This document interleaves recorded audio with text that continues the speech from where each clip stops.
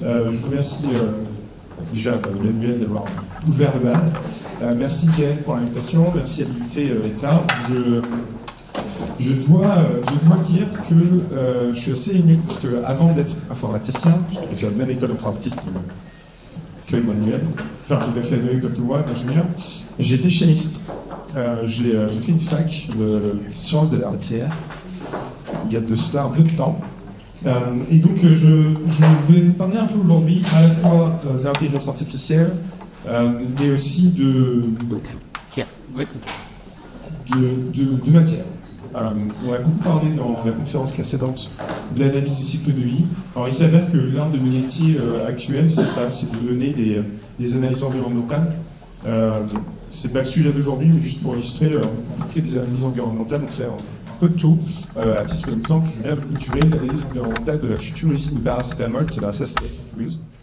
Donc ça fait partie de mon prérogative d'aller regarder un peu, d'aller disséquer les procédés, les flux de matière, d'énergie, etc., différentes activités, pour arriver à en produire dans un monde idéal des conseils d'éco-conception sur comment vous pouvez optimiser dans le futur l'empreinte environnementale de votre service ou de votre procédé ou de votre produit matériel. Et à minima, pour moi, juste de faire un peu de compréhension, de connaissance de où sont les impacts que nous apprend dans notre métier des points chauds. Là où il faut mettre de l'attention particulière. Alors, on va prendre une quarantaine de minutes pour que je vous parle d'intelligence artificielle. Il me semble que c'est le sujet d'aujourd'hui. Dans l'intelligence artificielle, mon prisme, c'est d'aborder les différents enjeux environnementaux, sociaux et sociétaux de cette technologie. Alors, après, on va voir plus ce que ça veut dire, tout ça. Alors, pourquoi c'est mon prisme? C'est parce que après avoir passé quasiment 20 ans dans un monde très technologique, Internet des objets, hyperconnexion, etc., j'ai souhaité faire un pas de côté pour créer une organisation qui s'appelle Mavana, qui a pour rôle d'être un conseil indépendant pour aider les équipes qui produisent ou qui utilisent des nouvelles technologies. Prendre conscience des impacts de ces technologies. Ça passe par la sensibilisation, des conférences comme aujourd'hui, des ateliers pratiques, mais aussi du bilan environnemental, je l'évoquais plus tôt quand j'ai parlé de l'usine de paracétamol. Et parfois, c'est des accompagnements plus long terme, où faire de la prospective. Emmanuel, tout à l'heure, a mentionné les travaux que je vais pour le ministère de la Transition écologique via ADEME sur quel est l'impact de la numérisation des différents métiers. Alors, c'est hyper intéressant. Mais effectivement, je ne dors pas beaucoup. C'est un de mes sujets, un de mes problèmes. Alors, je vais vous parler des systèmes d'intelligence artificielle. C'est une petite acronyme que vous voyez là, SIA. J'évite d'utiliser le terme l'IA, parce que ça peut-être se alors en fait, c'est des systèmes qui sont très artificiels, très et je vais vous parler d'éco-responsabilité. Alors peut-être que vous êtes trop jeune pour reconnaître ce petit monsieur qui est là, Bernard Pivot, qui est réputé dans la deuxième moitié du XXe siècle comme étant la personne qui animait l'activité de Bernard Pivot, donc qui est reconnu pour des chansons. Et je voulais vous donner une définition d'éco-responsabilité, parce que c'est un terme qu'on utilise beaucoup au quotidien dans notre métier, parce que nous sommes pour ça. Et comme le disait tout à l'heure Emmanuel, ça ne prend pas tout le temps la même saveur, la même consonance, parfois la dissonance dans les différentes bouches qui s'expriment sur le sujet. Alors dans éco-responsabilité, il y a responsabilité et il y a l'écologie. Alors, qu'est-ce que ça veut dire? Je vous passe un peu la lecture, vous verrez vite que je parle, mais grosso modo, quand on est responsable, c'est qu'on va prendre acte de ses décisions, de ses choix. Et donc, quand on est faiseur de technologie ou utilisateur de technologie, on ne peut pas dire qu'on est responsable sans vraiment prendre conscience et assumer les choix que nous faisons quand on a le choix. J'ai entendu tout à l'heure, je n'utilise pas de système d'intelligence artificielle, en tout cas, pas que je sache, pas que j'ai le choix. On va voir un petit peu plus tard qu'on n'a pas toujours le choix. Mais quand on a le choix, effectivement, une décision responsable, c'est d'essayer de prendre les conséquences.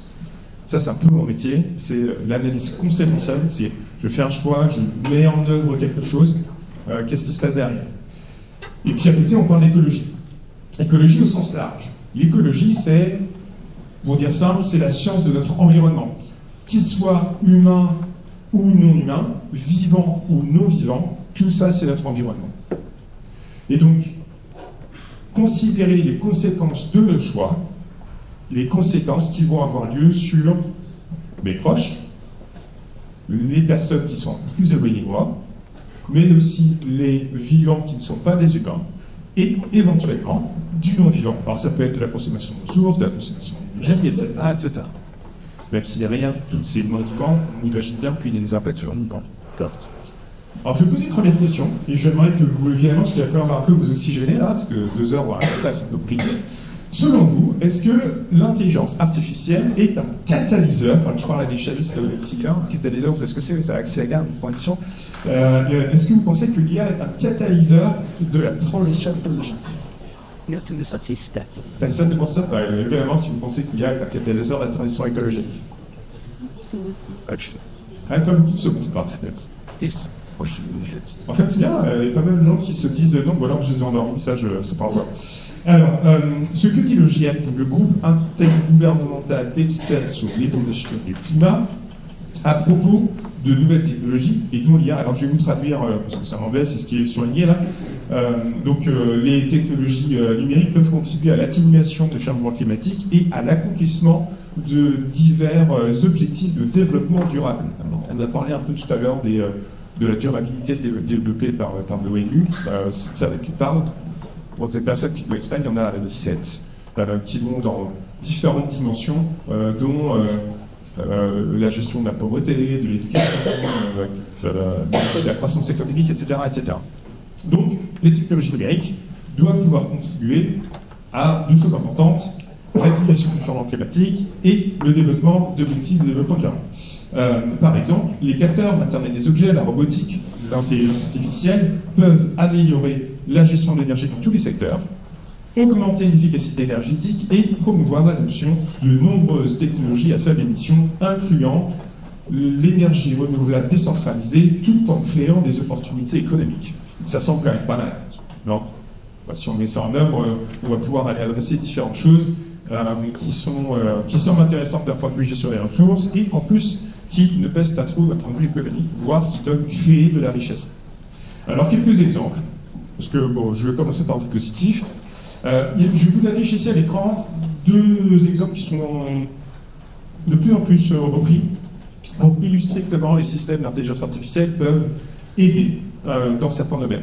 Sur votre gauche, vous voyez une première photo ici d'un monsieur très fier avec son robot qui explique que grâce à des systèmes d'intelligence artificielle, des robots arrivent à trier des matières, des produits, des équipements de manière hyper efficace pour augmenter le taux de recyclage. On a évoqué tout à l'heure que la consommation de ressources est structurelle, essentielle, pour ne pas nous retrouver sur des pénuries, et des pénuries qui seraient de conflits d'usage, conflits d'accès, etc., etc.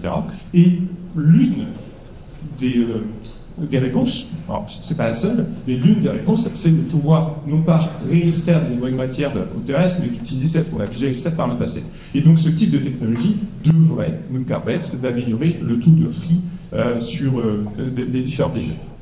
Sur le parti de l'écran, on voit des systèmes d'intelligence artificielle qui permettent d'identifier hyper précisément où sont les fuites d'émissions de gaz à effet de serre sur la surface de la planète. Alors des fuites qui parfois sont involontaires, accidentelles, issues d'activités humaines, parfois ce sont des fuites naturelles, donc d'un coup, il y a un truc qui s'ouvre, il y avait du gaz qui est décontenu, etc. etc.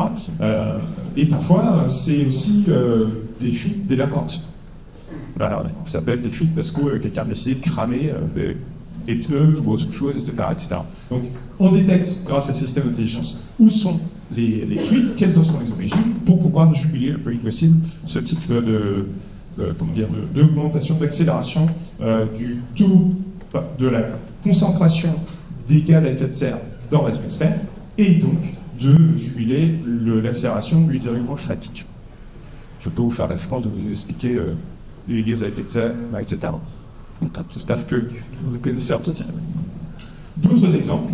D'ailleurs, certains sont beaucoup plus proches que vous. Il y en a un en Ardèche et en Gironde. C'est qu'il y a des capteurs qui, grâce à des systèmes pareil d'intelligence artificielle, arrivent à détecter relativement très vite des départs de feu.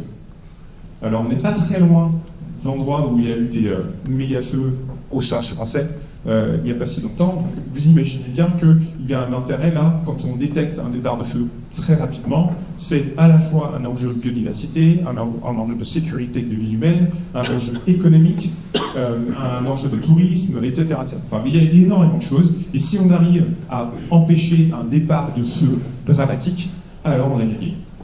Alors ça passe par des conduits en éclos, comme on l'a évoqué tout à l'heure, les technologies numériques elles-mêmes, elles ont des conduits mentaux. Cela dit, on a l'impression quand même que le jeu en vaut la chandelle. D'autres exemples, des systèmes d'IA pour détecter des maladies. Alors on a parlé tout à l'heure des maladies, des pathologies humaines, mais la même chose sur la biodiversité, et notamment sur les plantes. Alors, le médecin humain, avec l'œil, sait très vite reconnaître quand il a entraîné le tumeur ou autre. Sur les plantes, c'est un peu plus compliqué. Et donc, utiliser ce type de technologie nous permet aussi d'avoir de la meilleure efficacité et donc du rendement éventuel sur différentes pathologies qui seraient en laboratoire comme sur les parcelles agricoles.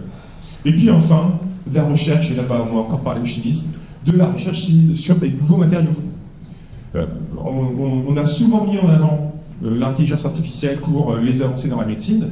Ce que le grand public ne voit un peu moins, c'est qu'il y a beaucoup de recherches d'intelligence artificielle sur la création de nouveaux matériaux, de nouveaux procédés, etc., tout en conservant certaines caractéristiques, certaines propriétés du matériau naturel. Et le plastique n'est pas naturel en tant que tel, mais l'idée, c'est de créer à travers des molécules biosourcées, des matériaux, des composants qui permettent de remplacer ce que l'on utilisait, ce que l'on consommait dans les dernières années, et en particulier le plastique.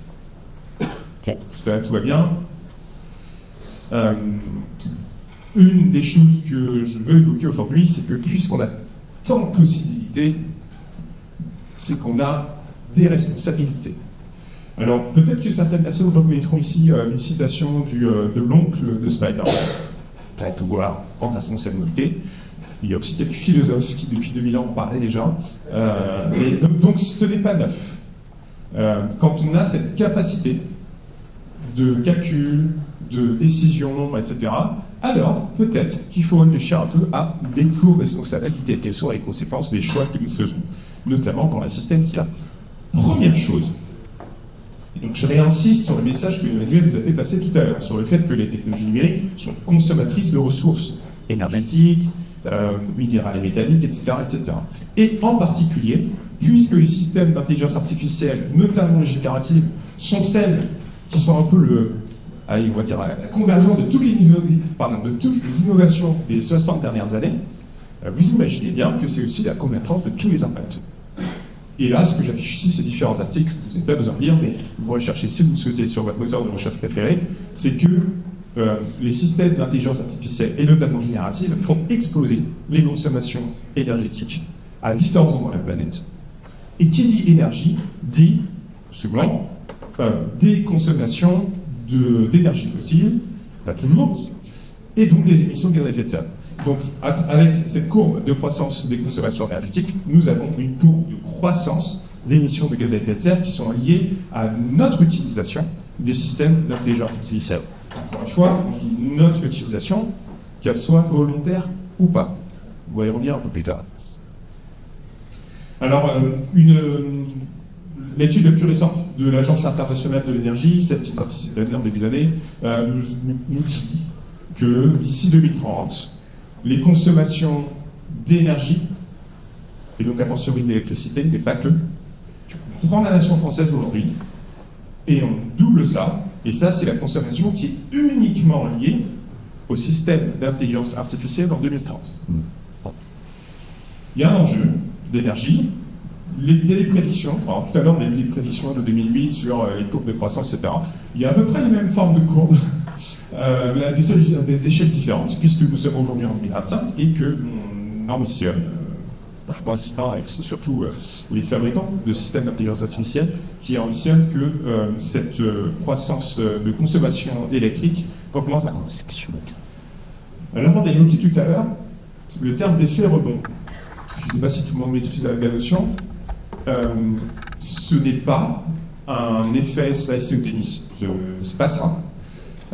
C'est un biais psychologique dont nous souffrons tous et qui a été observé, théorisé il y a maintenant près de 2 siècles par Danick et qui a identifié que, on répète jamais assez souvent, que lorsque l'on optimise une consommation de ressources, quelles qu'elles soient, matérielles, énergétiques, etc., quand on optimise la consommation d'une ressource, nous avons tendance, nous, humains, à consommer davantage cette ressource. Donc on a un rebond. Donc on optimise, c'est censé descendre, mais on se dit, ouais, maintenant que ça coûte moins, ou qu'il y en a moins, ben, je vais faire plus de mon activité, et hop, on a un rebond. Je vais vous donner quelques illustrations. Illustration, après je pense, tout le monde de côté. Ce que j'affiche ici, bon, je pense que vous reconnaissez, c'est un drone qui est en train de porter un colis. C'est un exemple que je tire des travaux du GIEC, de la compilation du GIEC, ces travaux qui ont été il y a une entreprise dont le métier est de livrer des colis. Schultz. Donc le nom commence par un A, finit par un N, avec un Z au milieu. Et qui s'est dit, moi, mon métier, c'est de livrer des colis, donc j'adore que les gens m'achètent des colis et que je leur livre hyper vite. Ma promesse, c'est que quand il y a un abonné chez moi qui clique sur un bouton, 24 heures plus tard, que ce colis arrive. Et pour faire ça, cette entreprise mandate des livreurs, des livreurs, qui conduisent des camionnettes et qui ont le valeur d'être des humains. Ils ont besoin de manger, ils ont besoin de faire des pauses, d'aller aux toilettes. Ça, c'est des colis en moins quand même. Ça se passe, c'est. Et puis en plus, comme tout logisticien de la planète, cette entreprise se retrouve confrontée à ce qu'on appelle le problème du dernier kilomètre. On peut avoir un colis qui part de San Francisco et qui arrive à Toulouse en moins de 24 heures. Mais par contre, comme le colis doit être livré à la neige, il va falloir prendre 1h30 dans les bouchons pour arriver à la dernière base. Mais ça, c'est ce qu'on appelle le problème du dernier kilomètre. C'est le problème que tout logisticien essaie de résoudre. Alors, comme ils ont des gens brillants dans cette entreprise, ils se sont dit, pourquoi on ne passerait pas par autre chose que la route? On va développer des drones hyper intelligents qui vont prendre le colis dans notre entrepôt et qui vont voler et déposer ça devant la porte de la personne que je livre. On va dire, qui s'appelle Gio, par exemple. Donc, ils ont commencé à lancer une première expérimentation dans la baie de San Francisco, parce que c'est là que tout se passe. Vous savez, Silicon Valley, c'est là que tout se passe. Et donc, ils ont lancé ce truc-là. Ça a été relativement efficace, mais comme c'est efficace, ça a été visible. Et donc, les citoyens de San Francisco, qui sont relativement écolos, se sont dit, bah, attendez, vous faites n'importe quoi. Vous êtes en train de produire des drones qui vont partout, etc. Tout d'un point de vue environnemental, ça va pas être. Alors, ils ont fait appel à des cabinets en analyse de cycle de vie et qui ont regardé depuis l'extraction des matières premières jusqu'à la fabrication et l'utilisation, la consommation d'énergie, la consommation de carburant des camionnettes, la consommation d'électricité des drones, le temps que ça prend, etc. Ils ont fait une analyse environnementale sur tout ça, ce qu'on appelle une analyse de cycle de vie, pour avoir toute la vie, du berceau au tombeau, ça pose. Et ils ont constaté que, à durée de vie équivalente de la camionnette, on prend la camionnette, combien de colis elle va livrer dans sa vie? Mais en fait, les drones avaient à peu près le même impact environnemental. C'est pas mal, ça. Le même impact environnemental sur le nombre de colis livrés par la camionnette, avec l'humain qui a besoin d'un petit quand même. Donc, ok. Donc, Amazon se dit, pardon, l'entreprise se dit, bon, bah, puisque c'est un impact environnemental équivalent, bah, moi j'y vais avec les drones, hein, c'est parti. Bon, bah, ok, la population accepte. Et comme on livre avec des drones, on n'a plus le problème des derniers kilomètres, on ne livre plus en 24 heures, mais en 2 heures. Et qu'est-ce qui se passe quand on livre en 2 heures? Vous, là, qui êtes devant vos petits écrans, il fait ah, il me dit, tiens, je vais peut-être m'acheter un Google iPhone. Clac. Et 2 heures plus tard, il est là. Et c'est rebond. Parce que tout le monde se met à acheter beaucoup plus de colis. Alors il y a une entreprise qui se frotte les mains, elle est bien contente. Mais d'un point de vue environnemental, on a tout explosé. Un exemple d'effet rebond, et maintenant que vous savez vraiment bien ce que c'est, je pense que vous allez en voir partout. Alors quand je dis que je dors pas beaucoup, c'est parce que je travaille beaucoup, mais aussi parce que j'ai ce genre de choses là qui me maintiennent éveillé en disant mais j'ai vu ça, etc. Il faut que j'en parle. Donc un exemple d'effet rebond qui est relativement bien documenté, puisqu'il est dans les travaux du GIEC, oui, c'est Person. Alors, je pense qu'avec ce que l'on vient de vous évoquer dans la dernière heure passée, c'est qu'on comprend que les technologies numériques, quelles qu'elles soient, pas uniquement l'intelligence artificielle, les technologies numériques ont des coûts qui sont, pour certains, visibles. Bon, déjà, parce qu'on paye, on sait que derrière cet argent, il y a de la consommation d'énergie, de la consommation de personnes, etc., etc. Parfois, ils sont visibles, ils sont matériels, tu vois. Il y a des coûts qui sont invisibles. Tout à l'heure, on a parlé du tableau de Mendeleïev. On a vu un peu qu'il y avait différents minéraux et métaux qui sont cachés dans notre objet magique qui est le smartphone. Quand j'appuie sur mon écran et que j'ai un petit retour tactile qui vibre, en fait, ce que je ne vois pas, c'est que derrière, il y a énormément de technologies et de ressources minérales et métalliques qui sont nécessaires pour avoir ce petit feedback. Cette petite chose-là, c'est énormément de métaux qu'il a fallu extraire à certains endroits, transformer, distribuer, combiner, assembler et, dans le meilleur des cas, récupérer, et dans le pire des cas, ça finit dans la forêt. Il y a des coûts qui sont invisibles. Et puis il y a des coûts qui sont invisibilisés. Ceux où, par choix, des fabricants de technologies tentent de nous cacher. Alors on a parlé tout à l'heure des travailleurs malgaches, alors je suis moi-même malgache, et l'exemple donné par Emmanuel est très proche de moi, parce que dans ma famille il y a des médecins qui sont associés à ça. Il y a des choix qui sont faits comme ça. Alors pour les personnes qui n'ont pas encore vu différents documentaires comme les travailleurs cliniques, les différents pays. Alors, il n'y a pas que Madagascar, hein, ça dépend vraiment de notre culture. Alors, dans le monde francophone, effectivement, c'est Madagascar. Dans le monde anglo-saxon, on parle du Kenya. Dans le monde hispanisant, on va parler plutôt de pays d'Amérique latine. Il y a des impacts sociétaux qui sont complètement invisibilisés, sauf parce que de temps en temps, il y a des journalistes qui sortent des documentaires sur lesquels, paf, d'un coup, on prend conscience qu'il y a des impacts également qui nous sont cachés. Alors ici, je vais prendre un tout petit peu de temps pour faire un point focal sur les 5 ressources qui semblent les plus impactantes sur les technologies numériques au sens large, et en particulier sur l'intelligence artificielle. On a évoqué tout à l'heure dans l'analyse physiologique le fait que l'on regardait les impacts sur l'ensemble de la vie d'un produit ou d'un système. Et quand on fait une analyse correctement, on tente tout le temps de faire une analyse sur différents critères. Alors classiquement, en Europe, on utilise un jeu d'indicateurs, il y en a 16, bon, entre 16 et 19, ça dépend vraiment de quel temps vous voulez utiliser. Et dans ces jeux d'indicateurs, il y a toujours quelques indicateurs qui sont prédicteurs. Alors c'est pas du tout la même chose. Quand on parle de fabriquer une table, de fabriquer un ordinateur ou une voiture, etc., et dans les technologies numériques, les indicateurs qui sont prépondérants, c'est ceux que j'affiche à l'écran. Le premier, potentiel de réchauffement global, c'est le dérèglement climatique. Je pense que vous avez écrit, tout simplement parce qu'on a de la consommation d'énergie, et cette consommation d'énergie, en fonction du pays où on se situe, va avoir une intensité différente. L'intensité du pouvoir de réchauffement global d'une consommation électrique aux États-Unis est entre 8 et 10 fois plus impactant qu'une consommation d'électricité en France. Maintenant, de grandeur qu'il faut avoir en tête. Donc, c'est pas en soi la technologie qui émet des émissions de gaz à effet de serre, c'est quelle est la source de l'énergie électrique que j'utilise. Je vais aussi donner un exemple du quotidien. Vous avez tous votre smartphone que vous branchez à la maison ou dans la salle de classe pour reprendre l'électricité. Et quand vous faites ça, vous récupérez de l'électricité qui est produite par grands opérateurs de production d'électricité en France et qui, pour plein de raisons, réussit à avoir de l'énergie relativement décarbonée. Et là, on dit, bon, ben, on est bien, on est en France. Si on était aux États-Unis, même smartphone branché sur la prise, consommerait entre 8 et 10 fois plus, enfin, émettrait entre 8 et 10 fois plus d'émissions de gaz à effet de serre.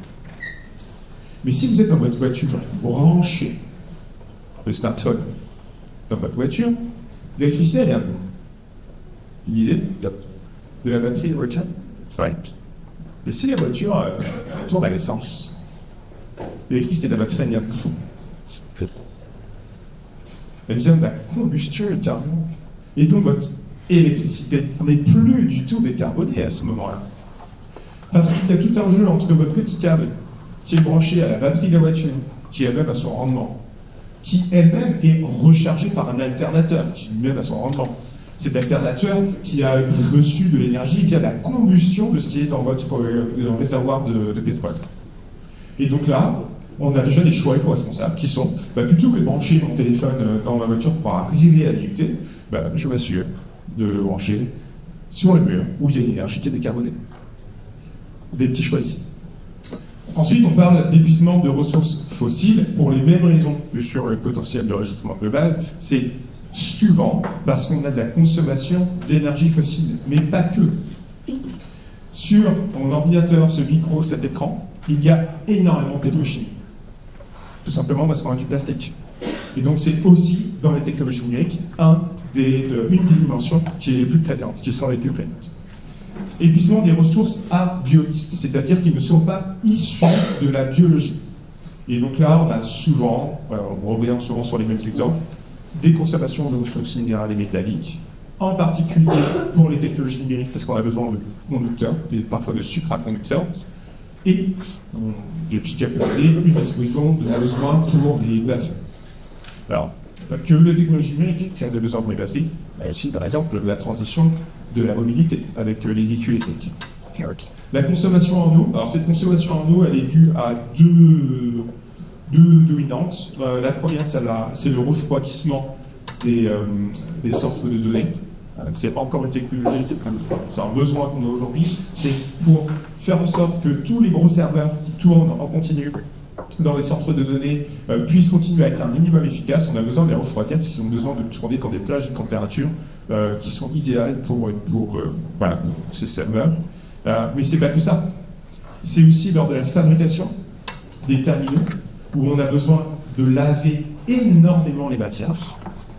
Quand on extrait des roches, ces différents métaux et minéraux, on a besoin de purifier tout ça. Et donc là, on a besoin d'utiliser un solvant, et c'est souvent de l'eau. On nettoie beaucoup en amont. Et puis quand, dans le meilleur des cas, on a réussi à récupérer de la matière, par exemple mon smartphone qui est 70 maintenant, 4 jours, il va falloir que je m'en débarrasse, je vais le mettre dans un centre j'espère qu'il va être trié, qu'il va entrer dans une filière non mafieuse de D3E, et qu'à un moment, il va falloir qu'il soit lavé. Parce que pareil, il est manqué, ça va rentrer dans une centrifugeuse, etc., etc. Et donc il y a des consommations d'eau à l'extraction des matières, dans la consommation électrique des serveurs en particulier, mais pas que, parce que pareil, l'énergie décarbonée ici, ce sont des centrales nucléaires, des éoliennes, des panneaux photovoltaïques, qui ont tous aussi besoin de l'eau. Et en aval, à la fin de vie, il y a besoin de nettoyer tout ça. Et donc là, il y a une économie d'attention, c'est-à-dire que malgré nous, des systèmes sont conçus pour exploiter nos biais dopaminergiques. C'est-à-dire qu'on a de la dopamine qui est suscitée par différents mécanismes. Alors, parfois, ils jouent un peu sur la temporalité, parfois, ils jouent sur la visibilité. Peut-être aussi vous êtes sur des réseaux sociaux où il y a de temps en temps des notifications, des petites rouges qui apparaissent souvent. Ça, par exemple, c'est exploiter notre besoin viscéral de gratter un bouton.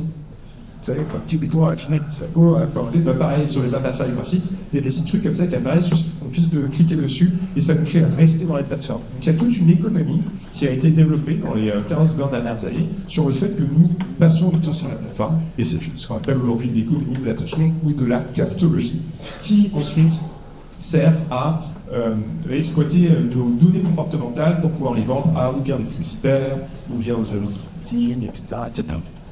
D'autres choses, le facteur d'accélération, c'est un peu ce qui arrive dans les deux premiers blocs que j'ai évoqués ici. Le facteur d'accélération fait aussi que nous avons une tendance à vivre notre vie différemment. Je ne sais pas si vous êtes déjà, je ne sais même pas si vous vous en rendez compte, mais il y a quelque temps, nous avions tous l'habitude de prendre le temps, on lisait dans les livres, dans les journaux, etc. Semble-t-il, certaines études disent que nous avons réduit notre capacité attentionnelle, en particulier dans le quotidien, à 3 minutes. Et après que les 3 minutes, quand on a envie de faire autre chose, c'est fatigue. Moi, je vous parle déjà depuis 3 minutes. Est-ce que je vous ai encore tenu éveillé? Je ne sais pas. Et ces 3 minutes, c'est aussi ce qu'exploitent tous les systèmes, comme les Reels, les Shorts, les trucs, etc. C'est faire en sorte que vous ayez des petits contenus, pour vous faire passer à autre chose, etc., etc. Et ça contribue au facteur d'accélérationnisme de notre vie. Et puis tout ça, ça crée la grosse boîte qui est sur la droite, là, c'est l'accélération et la surcharge attentionnelle, émotionnelle. Et là, on parle beaucoup de notre cerveau. Derrière notre cerveau, bah, c'est toute notre santé physique. Parce que ça reste encore quand même l'orchestrateur de beaucoup de choses dans nos corps. Et donc, il y a là un impact sur nos individus. Et puis, sur la ligne d'en dessous, c'est les impacts sur la société. Parce que les individus composent ensemble une société, il y a des impacts sur la sécurité, les enjeux géopolitiques, j'ai évoqué tout à l'heure, sur l'accès aux ressources. C'est des aspects qui sont souvent mis de côté. On parle de manière très froide de consommation d'énergie, d'émissions de gaz à effet de serre, etc. Mais derrière tout ça, il y a aussi des impacts sur des communautés qui vivent à certains endroits. Il y a des impacts sur les personnes qui ont le moins de ressources économiques et qui ont du coup un accès plus difficile à certaines ressources, et cet accès va devenir de plus en plus difficile dès lors qu'il va y avoir des conflits d'usage. Je ne veux pas imaginer que derrière ces conflits d'usage, nous arriverions à des impacts qui seraient délétères pour différents femmes. Et quand je dis que je ne veux pas, c'est que je ne veux pas ici, parce que malheureusement ça apparaît déjà. Il y a, alors c'est moins prégnant, mais bon, en Europe on est relativement protégé parce qu'il y a des lois autour de ça. Il y a aussi l'exploitation de vie privée. Alors parfois à des fins purement mercantiles, j'ai envie de dire c'est presque le moins mal. Parfois, alors vous savez, en plus, on a des problèmes de cybersécurité partout, il y a même des exploitations de nos données privées pour pouvoir, par exemple, comprendre que si vous avez partagé avec votre téléphone votre position sur une application de réseau social, Facebook par exemple, certaines personnes, certaines organisations malveillantes exploitent ces informations-là pour savoir où les poches trouvent et qui en prendre les bleus. Il y a aussi ce genre de choses qu'il faut avoir en tête dans l'utilisation de technologies numériques et notamment tout ce que je viens de vous évoquer est accéléré par les systèmes d'intelligence artificielle. Tout simplement parce qu'il y a une capacité d'analyse, de capture de décisions, etc., qui va en cette là. Alors, on a dit que c'était utile quand même, les technologies et notamment le système d'IA. Je vais reprendre le GIEC et qui nous dit là, je vais lister sur la ligne jaune, les technologies numériques ont un potentiel significatif de contribuer à la décarbonisation due à leur capacité d'augmentation de l'efficacité des matériels énergétiques, faire des transports et des systèmes de bâtiments avec moins de déchets et d'améliorer l'accès aux services pour les consommateurs et les citoyens. Ça semble aussi plutôt positif. C'est des technologies numériques au sens large, et je rappelle, dans l'IA, en fait, on met tout ce qu'il y a de possible dans les technologies numériques, on expose tous ces potentiels. Sauf que derrière, c'est ce que j'ai surligné en rouge là, ben, ça exacerbe les inégalités. C'est une concentration de pouvoir. Alors vous imaginez bien que lorsqu'on est en mesure d'analyser les données, on peut peut-être exploiter ces données, on a des pouvoirs, mais quand on est en mesure d'être soi-même l'exploitant des infrastructures de ces données, bah, on a aussi du pouvoir sur les gens qui utilisent cette infrastructure. Et quand on est soi-même l'organisation ou la personne qui détient cette infrastructure, d'un point de vue actionnarial, on a encore plus de pouvoir. Et donc ce qu'on est en train de faire, c'est qu'on a une pyramide de déséquilibre des pouvoirs, où il y a peu de personnes qui maîtrisent l'ensemble des infrastructures, parce qu'elles sont de plus en plus concentrées, et à travers ça, une inégalité de pouvoir de décision, mais aussi financier, bien sûr. Ça, je vais bien vous l'apprendre. Récemment, on parlait de la tête super. J'ai un rapport aussi. Et derrière tout ça, mais ça on a déjà parlé, c'est aussi des problèmes éthiques. Qu'est-ce qui se passe si nous déshabillons les médecins à un endroit pour habiller les autres médecins on se rend compte. Qu'est-ce que ça nous pose comme question? Quels sont nos choix sur ce sujet? Et avons-nous le choix? Ça pose également des problèmes sur, et j'y reviendrai tout à l'heure, sur l'emploi. Il y a, autour des systèmes d'IA, beaucoup de questions sur est-ce que ça va remplacer des emplois ou pas. Je vais y revenir plus tard. Et puis, bien sûr, c'est le bien-être des personnes, et ça, c'était ce que j'ai évoqué.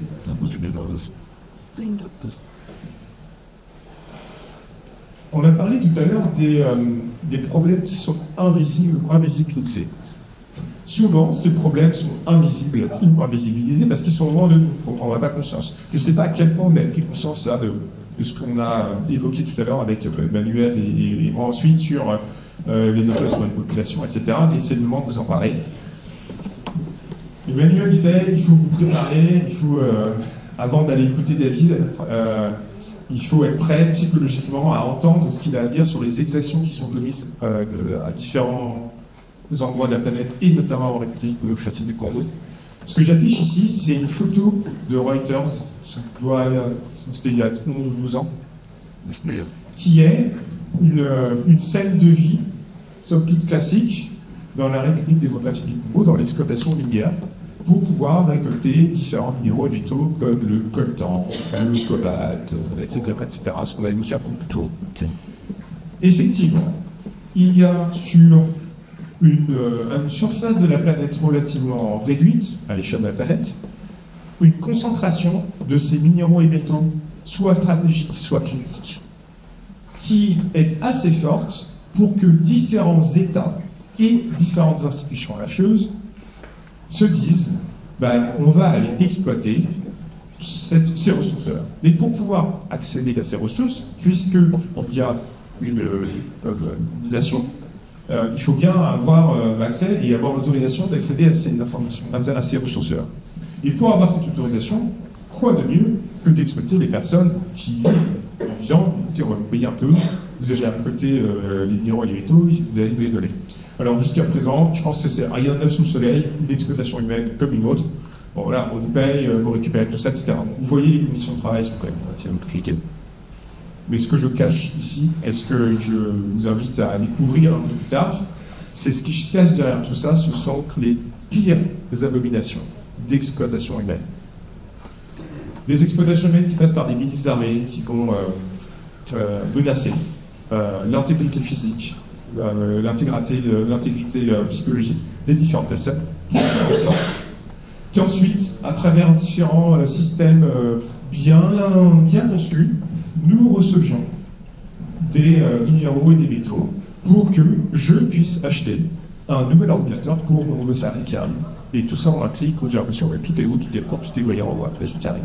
Un ordinateur qui, par ailleurs, j'achète chez Groupe Envoi, et c'est beaucoup moins cher que 2 fois moins cher, pour être honnête.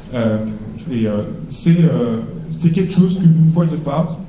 Je ne vais pas rentrer dans le pathos, mais que je vous invite à découvrir. Alors, j'ai beaucoup parlé d'intelligence artificielle, mais je n'ai même pas encore déterminé ce que c'est. Donc, je me sens obligé de vous donner une définition de ce que c'est que l'intelligence artificielle. Des exemples de votre quotidien. On a évoqué tout à l'heure des IA, moi je n'en utilise pas, ou alors je ne sais pas comment on l'utiliser. En fait, je pense qu'on l'utilise tous, Magneto. Dans ce que vous voyez à l'écran, j'ai mis différents logos. Alors, pour venir ici, certains ont peut-être utilisé un assistant pour le trafic routier, là, en GPS, Google Maps, Waze, je ne sais quoi. Tout ça, ça fonctionne avec l'intelligence artificielle. Peut-être que sur votre téléphone ou dans votre appartement, vous avez un Alexa ou un Google ou je ne sais quoi, c'est l'intelligence artificielle. Peut-être que vous avez accès à des réseaux sociaux. Et dans ces réseaux sociaux, il y a une foultitude d'agents d'intelligence artificielle qui analysent en continu vos clics. Et même pas vos clics, juste le fait que vous scrollez, ou juste le fait que vous souhaitez arrêter 100 millisecondes de plus sur cette petite vidéo avec un chat. Tout ça, c'est blindé de systèmes d'intelligence artificielle pour faire en sorte, dans le cas des réseaux sociaux, que vous restiez sur la plateforme, et dans les autres, faire en sorte de répondre à vos demandes. Ensuite, il y a les plateformes de contenu. Qui utilise un service comme Netflix ou comme vidéo ici? Ok. Bon, grosse partie quand même. La prochaine fois que vous irez sur votre interface, vous verrez, il y a grosse vidéo qui démarre souvent avec un truc genre, on vous suggère de regarder ça. Juste cette vidéo-là, elle a été produite pour vous, les uniquement. Oui. C'est des systèmes d'IA qui ont pris le contenu original et qui l'ont découpé en petites séquences de quelques secondes et qui vous l'affichent à vous. Et ce qui est important pour Netflix, c'est que ce soit votre Netflix et que derrière, il y a votre liste et des recommandations pour vous. Et ça, ce sont des systèmes d'intelligence artificielle. On a parlé des émissions des effets de serre, des consommations d'énergie, etc. Et je pense que vous avez tous entendu parler de l'importance de la vidéo, et bon voilà, ça consomme, etc. Sur le système Netflix, 50% des consommations énergétiques et des émissions de effets de serre sont liées à votre profil personnalisé. 50%. Alors si ça pas l'IA à fond, ça, tout simplement parce que les analysent tout. Ce que vous avez liké, ce que vous n'avez pas liké, ce que vous êtes, ou même quand vous n'avez pas dit que vous avez pas liké, c'est aussi analysé. Qui vous êtes, votre composition familiale, ce que vous avez regardé, à quel moment vous êtes arrêté, à quel moment vous êtes revenu, etc., etc. Tout est analysé. Donc il y a des systèmes d'IA, que l'on veuille ou pas. Je ne veux pas entendre quelqu'un dire, moi j'utilise pas d'IA, mais en fait on l'utilise tout le temps. Et même notre consommation d'énergie, il y a de l'IA. Parce que RTE, qui produit l'énergie pour vous, met des systèmes d'intelligence artificielle dans des composants qui sont situés sur les piles électriques, juste pour comprendre à quel moment il est intéressant d'aller diffuser l'énergie ici ou là en fonction des usages du quotidien. Il y a de l'IA partout aujourd'hui. Et puis ensuite, sur la droite, il y a des plateformes de sélection. Alors, quand vous allez sur l'interface d'Amazon, pareil, vous avez les scrolling, vous avez les sites de produits, c'est de l'analyse d'IA. Et puis, tout en bas à droite, si vous reconnaissez ce logo, c'est qu'à un moment donné, vous allez swiper à gauche ou à droite.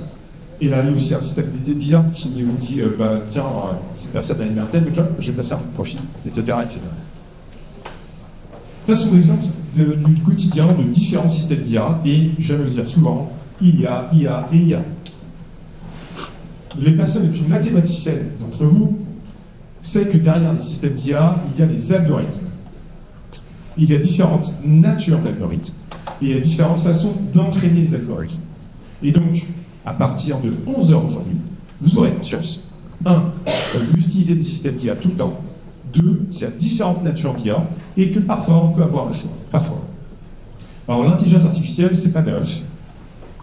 C'était avant que je laisse. J'ai beaucoup, on s'en sourira. Mais la notion d'algorithme, elle n'est pas née avec l'IA. Je pense même pouvoir dire que c'est un nom qui tient d'un, ce que vous ne considérez pas comme mathématicien, mais d'une personne qui est née il y a plusieurs centaines d'années, voire des milliers d'années, et qui était perse et qui a inventé des mécanismes, des heuristiques pour aller faire des calculs, et on a tiré loin une minute de ce moment. Et les systèmes d'IA, ou l'intelligence artificielle, on utilise pour différentes raisons. Donc tout ce que j'ai évoqué tout à l'heure, on a parlé de prédiction de comportement dans la plateforme Netflix, dans les réseaux sociaux, etc. On a parlé de reconnaître, par exemple, avec le petit robot qui est capable d'identifier très vite les types de déchets et qui est hyper efficace. Mais je n'ai pas encore parlé beaucoup de génération de contenu. Même s'il y en a, même dans les réseaux sociaux, maintenant, on va générer du contenu pour nous, etc., etc. Mais bon, c'est les trois types d'utilisation que nous avons des systèmes d'IA aujourd'hui. Alors ici, je vous affiche différents types de systèmes d'IA. Et je vais vous demander de réfléchir quelques secondes pour essayer de me dire quels sont les types d'algorithmes qui consomment le plus d'énergie. Donc on commence par la classification de texte. Alors la classification de texte, c'est ce que l'on a par exemple dans nos systèmes d'email ou dans nos éditeurs de texte. Vous allez vous taper un petit texte et puis ça vous dit tiens, vous avez une erreur de faire ici, parce que le système a compris que ce que vous avez tapé c'était un nom commun, et ce nom commun il a besoin d'être conjugué si au pluriel, vous avez le S, petite reconnaissance de texte, c'est un système d'IA. Vous utilisez l'IA tous les jours. La deuxième, c'est la détection d'objets. Détection d'objets, ça peut être une photo dans laquelle il y a un enfant avec un ballon, et le système d'IA dit c'est un ballon. Ok, j'ai reconnu, c'est un chrono. Ça a l'air d'être un ballon. La troisième, c'est la génération d'images. Génération d'images, c'est tiens, c'est marrant, il y a un nouveau truc qui permet de prendre une photo à moi et de transformer ça dans un dessin au style de Ghibli. ou de faire un starter pack, génération image. Troisième, résumé de texte. Bon, j'ai la flemme, j'ai un rapport à rédiger, il y a une synthèse, il y a des gens qui ont fait un truc qui fait 200 pages, vas-y, fais-moi un résumé là. Next time is a truc, un petit résumé de texte. Et puis ensuite, il y a la classification de l'image. L'exemple classique, c'est on envoie des photos, chat, chien, chat, chien, chien, chien, chat, chat, chien, ça reconnaît comme ça, et c'est capable de classifier les images en disant, bon voilà, j'aurais reconnu que c'est ici. Alors selon vous, parmi ces algorithmes, alors je vais vous demander de lever la main, est-ce que la classification de texte est celle qui consomme le plus d'énergie? Non. Personne n'a une main, bien. Est-ce que c'est la détection d'objets qui consomme le plus d'énergie? Détection d'objets, ouais, il y en a quelques-uns. Est-ce que c'est la génération d'images? Non, mais vous avez regardé beaucoup trop de médias, vous, ça. Ok. Est-ce que c'est le résumé de texte? Et est-ce que c'est la classification d'image? Ok. Bon, il y avait une grande dominance pour la génération d'images, et vous avez raison, elle est ici. Alors quand même, je tiens quand même à préciser que c'est important, ça, c'est un impact important, mais on ne génère pas tous des images au quotidien. Enfin, je ne vois pas autour de moi des gens qui font ça. Par contre, je vois beaucoup, au quotidien, des gens qui disent « Résume-moi la réunion là, qui va se passer pendant une heure que j'ai à peine écouté. » Alors je fais un petit calcul comme table. J'enregistre je peux le site, c'est pour ça que je fais un petit calcul comme table. Alors je fais la même chose. Je fais un petit calcul comme table, et si, à partir de ces informations qui sont issues d'études de fin 2024, si chaque employé dans le domaine du tertiaire en Europe, qui est dans un bureau, il peut pas être dépense, demandait tous les jours de générer un petit rapport là, un petit résumé de 2 pages, par exemple, de ce qui s'est passé dans la journée, nous aurions besoin d'installer 2 nouvelles tranches nucléaires en Europe. Si chaque personne, comme ça, de manière anonyme, dit « Bon bah ouais, vas-y, la réunion, chaque jour », tu besoin sur le tertiaire, je parle même pas des gens qui font autre chose, juste le tertiaire, nous aurions besoin d'installer 2 tranches nucléaires en Europe. Et quand vous voyez que le PDG, le CEO de PNL demande à installer 10 gigawatts de puissance, ben c'est quoi ça? C'est pour faire un petit résumé. Alors les systèmes d'IA, j'ai parlé tout à l'heure des usages, on a 3 usages, prédire, générer, discriminer, grosso modo. Ben, elles sont issues de 3 grandes familles. C'est pas du 1 pour 1 en termes de famille, mais grosso modo, les familles, c'est de l'IA analytique. Ce type d'intelligence artificielle analytique, c'est le truc le plus ancien du monde et qui est utilisé déjà partout, dans l'industrie, et même si un jour vous avez fait des maths et que votre prof de maths vous a dit « fais-moi une interpolation linéaire », taquez de points, et puis tu dis « qui ne pas ça », c'est de l'analyse. Et si vous ne le faites pas vous-même et que vous demandez à Excel, par exemple, vous mettez différents points, vous mettez 13 points de droite, c'est un système artificiel analytique. Et c'est pas ce type d'IA qui est le problème. C'est relativement efficace, on sait faire les trucs, système de calculateur, personne ça met. Ensuite, on a les systèmes d'IA par raisonnement. Quand on parle de raisonnement, c'est qu'on a un problème énoncé, et le système d'IA va tenter de le décomposer en sous-problème et d'arriver à un moment avec la solution mathématique. Alors, moi, quand j'ai fait le projet à votre place, j'étais un étudiant en IA, on appelait ça des systèmes experts, où mon premier projet que je m'étais inventé à la maison, c'était de donner les caractéristiques physiques des personnes, blond, brun, brune, etc., taille, poids, hop, et d'un autre côté de demander à des gens de dire quel type de personne ils aimaient. Et j'avais inventé Mythic en 98. Parce que j'avais un système d'IA qui était capable, avec un logiciel qui s'appelle, un langage qui s'appelle Prolog, d'identifier, toi t'as dit que t'aimais ça, telle personne s'est décrite comme ça, paf, vous allez être ensemble, vous allez avoir un bon match. Bon, j'avais pas l'appétence entrepreneuriale de certaines personnes. C'est vite cette chose. Je serais peut-être pas à me demander si j'avais fait ça. Mais donc ça, ce sont les systèmes d'IA par raisonnement. Ensuite, il y a les systèmes d'IA par apprentissage. Où là, on leur a pas donné un problème en leur disant « essaie de me résoudre ça à travers le thème heuristique ». On leur a dit « voilà comment on fait, voilà comment on fait, voilà comment on fait », et le système d'IA tout seul. Ensuite, il y a différents types d'apprentissage. un renforcement, enfin je ne passe un peu ces détails, mais voilà les trois grandes familles de systèmes d'IA que nous avons au quotidien. Et pour faire très schématique, le système d'IA analytique, on en a déjà depuis au moins 60 ans dans les services numériques. C'est pas lui qui pose des problèmes, c'est aussi ce système d'IA qu'on peut très facilement mettre dans une autre, par exemple, avec des outils, qui permet de dire, bon ben voilà, là tu avais tant de pas dans la journée, où tu pourrais, je voyais que tes battements de cœur, ils ont augmenté des circuits, etc. Tu vas pas l'air, c'est super fun. Ça, c'est de l'analytique. Ensuite, il y a les raisonnements, ensuite il y a les apprentissages, et ça va en ordre croissant de gauche à droite, en termes d'impact, en consommation d'énergie et de ressources. Alors maintenant, je vais vous présenter quelque chose que j'ai créé il y a 5 mois pour essayer de sensibiliser les personnes sur nos différentes approches face au système d'IA générative. Et pour le faire correctement, je trouvais que c'était intéressant de créer des animaux totems. Et donc maintenant, dans les 5 minutes qui viennent, avant de poursuivre cette présentation, je vais vous demander de vous positionner sur quel type d'animal êtes-vous face à l'intelligence artificielle. Alors le premier animal, le premier animal, c'est l'ours blanc. L'ours blanc, c'est un animal qui vient un peu isolé de cette grande ville-là, avec beaucoup de monde qui utilisent système d'IA. Il n'est pas du tout touché, enfin, il ne se sent pas touché par tous ces algorithmes. Et la grande question, c'est est-ce que son espace de vie n'est pas voué à être restreint de plus en plus, et donc à faire qu'il disparaisse? Qui se sent tout seul? Ouais, ça va être là. Ours blanc. Ensuite, il y a le mouton. Alors, pas de jugement sur les animaux, s'il vous plaît. Le mouton, c'est la personne qui utilise, sans vraiment conscience, avoir conscience de, voilà, quels étaient les impacts environnementaux, enfin, les impacts environnementaux, les impacts sociaux, etc. On l'utilise, mais on n'a pas non plus conscience des pièges de manipulation cognitive, etc., etc.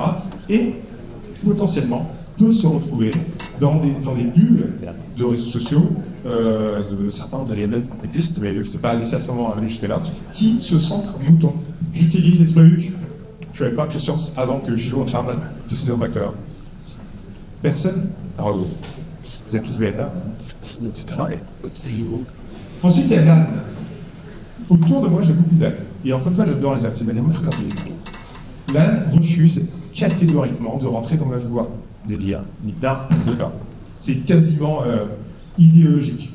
L'âne a conscience des dangers. Il se dit « Ah non, si je vais là-dedans, j'ai pas de temps à manger. » Et essaye activement d'éliminer tous les systèmes d'IA de sa vie, par choix. Il y a les réseaux sociaux, j'en sais aucun, etc., etc. Et qui se sent âne? Non, personne. Je ne sens. C'est pas ça. Ensuite, il y a le crabe. Le crabe avance un peu de côté. Il a envie d'y aller, mais bon, j'ai pas le choix. On va le faire. De toute façon, si je ne le fais pas, c'est eux qui vont le faire. Mais je me sens contraint, je me sens pas bien. C'est pour nous. Parfois même, j'avance en reculant. Qui se sent crabe? Ah, quand même. Il y a un bon jeu il y a un prix, c'est ça. Les gens qui sont très bons. Ensuite, c'est le pan. Le pan, c'est regardez comment je suis bon en équilibre. Vous avez vu, j'ai derrière un truc, c'est un truc de ouf. J'étais beaucoup plus vite. Et maintenant, je suis hyper optimiste sur les résultats du trimestre en charge dans nos exploits. Qui se sent pan? Un peu. Ça, il faut assumer, hein, c'est bien. C'est bien, monsieur. C'est bien. Il y a des pans. Regardez comme je suis créatif. Ensuite, il y a le dauphin. Le dauphin, c'est l'animal intelligent qui est capable de jouer tout le temps, d'être rigueur, d'utiliser le truc, mais de conserver une vie relativement équilibrée. J'arrive à passer du temps avec les gens que j'aime, à faire du sport, etc. Qui se sent dauphin? Ouais, c'est marrant, hein. Il y a beaucoup de gens qui se sentent dauphins, souvent. Après, il y a le Bernard l'ermite. Le Bernard l'ermite, vous voyez, c'est celui qui, à la base, est un peu frêle, mais en utilisant l'outil, se dit, oh tiens, j'ai un peu plus fort, et puis du coup, maintenant, je peux me déplacer, je peux me protéger. Mais en grandissant, se sent toujours le besoin d'avoir plus de capacités, plus lent, etc., etc. Et donc, au fur et à mesure, être un vrai consommateur de plein de choses, à de manière un peu aliénée. Alors, j'hésite entre Bernard l'ermite ou Cyborg, en fait. Je remplace une partie de moi par un système automatisé, etc. Qui se sent Bernard l'ermite? Ouais. Il y en a pas mal. En fait, à l'arrivée des smartphones, je voyais tous mes copains noter le numéro de téléphone sur leur téléphone et oublier les numéros importants. Je leur disais, bah attendez, vous avez un numéro de smartphone. Enfin, je me souviens du numéro de téléphone. C'était un comportement d'un. Le papillon de nuit, alors j'ai croisé depuis 5 mois qu'une seule personne qui s'est mis papillon de nuit, et comme on est parti discuter là. C'est la personne qui s'est lancée dans le système d'IA et qui a été happée par ça et qui se retrouve à converser avec son système d'IA, comme avec son conjoint ou sa conjointe, elle travaille dans une club avec un psychologue de poche. Et on converse. Et parfois on est happé dans le truc, et on peut rester des heures et des heures et des heures là-dessus. Est-ce que parmi vous, il y a personne qui se sent pas bien? Non, et surtout, pas hésiter, hein. C'est important. Donc voilà, quel comportement vous avez vu? Il y a différentes approches. Alors maintenant, vous avez vu tous les mots, peut-être aussi à vous reposer la question différente. Mais on a vu qu'il y a quand même principalement des personnes qui se sentent dauphins. Souvent c'est le cas, hein, ceux qui sont intelligents, etc. Un peu de dernière ermite, très peu d'ours blancs, il n'y a que Emmanuel qui a un ours blanc. Je pense qu'il faut de la place pour tout le monde, pour nos ressorties, etc. etc. Et c'est aussi important de prendre conscience de ce que vivent les autres dans le quotidien face à ces systèmes. Alors les CDA génératives viennent avec leur lot de risques, on en a peut-être parlé, mais il y en a plein d'autres. Ça, c'est une matrice que j'ai honteusement copiée de mes collègues des dizaines d'analytiques, qui ont présenté ça en février dernier. Et je vous invite à prendre ça en photo parce que je n'ai pas tout passé en revue ici. Mais grosso modo, il y a des impacts des systèmes d'IA génératives sur l'économie. Je vais en parler de destruction de moyens quoi. Sur les impacts sociaux, j'ai parlé des exploitations de données personnelles, etc. L'exploitation des j'en ai parlé aussi. Il y a des impacts sur la politique, les conflits d'usage, et qui dit conflit d'usage, éventuellement la volonté d'aller s'accaparer des territoires.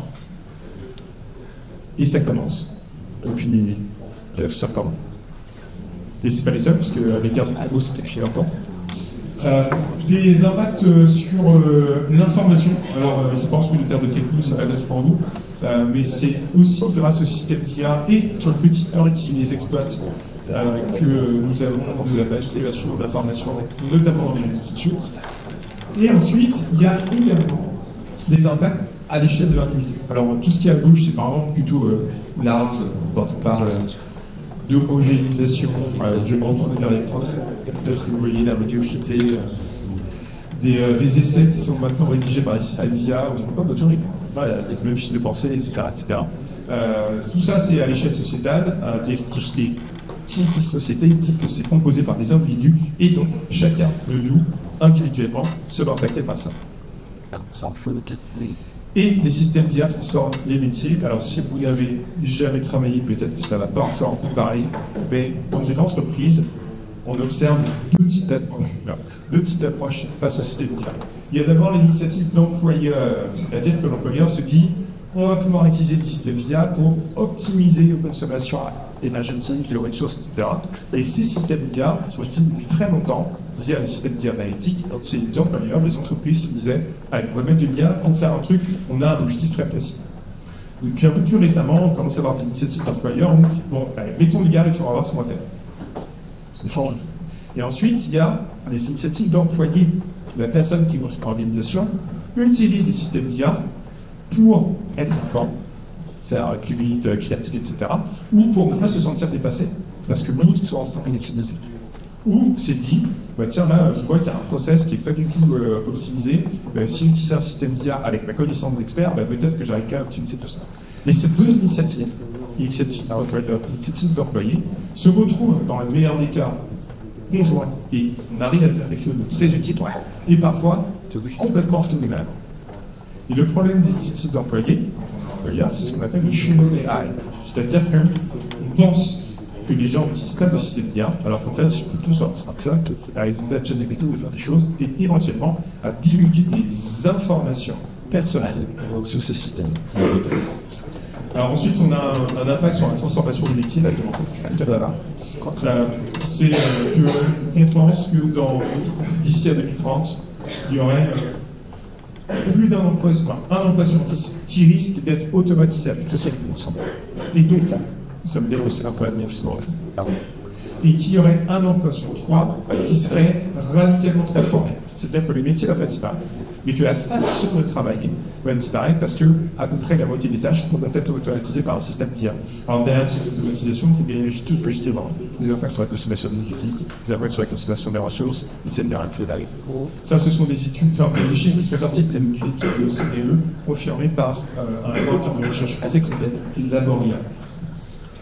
Ici, j'affiche une image, c'est le proche de ici, de Lucky Luke, qui s'est encore galopé sur la raison d'aujourd'hui. Tout simplement parce qu'on a inventé les voitures. Donc, le message, c'est qu'à travers toute innovation, on a une perte de compétences. Et là, on est face à une innovation radicale où nous allons perdre des compétences si nous continuons à utiliser, c'est certain. Maintenant, c'est quelles compétences nous acceptons de perdre? Est-ce que ce sont des compétences cognitives, physiques, des compétences très techniques, etc., etc. Et donc, c'est la question que je pose à tout le monde, bien sûr, et la réponse aujourd'hui, c'est face à ces systèmes d'IA, quelles compétences nous souhaitons continuer à mettre en œuvre?